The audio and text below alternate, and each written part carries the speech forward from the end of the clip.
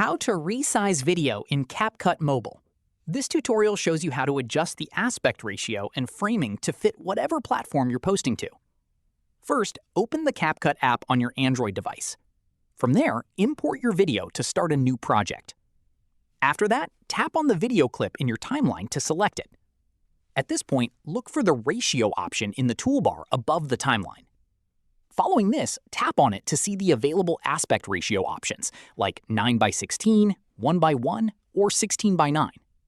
From here, select whichever ratio matches where you're planning to post the video. Once selected, the frame around your video updates immediately to reflect that new size.